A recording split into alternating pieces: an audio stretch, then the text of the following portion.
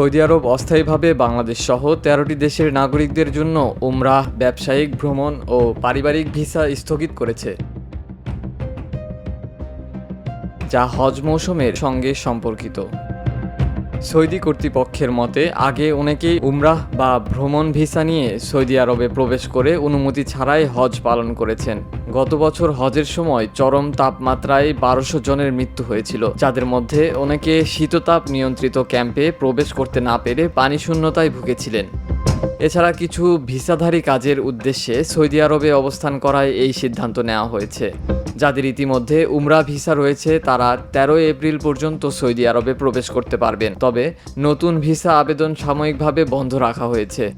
Saudi সরকার জানিয়েছে এটি একটি প্রশাসনিক সিদ্ধান্ত এবং কূটনৈতিক সম্পর্কের সঙ্গে যুক্ত নয়। তাদের লক্ষ্য হলো হজ যাত্রীদের সুবিধা ও নিরাপত্তা নিশ্চিত করা।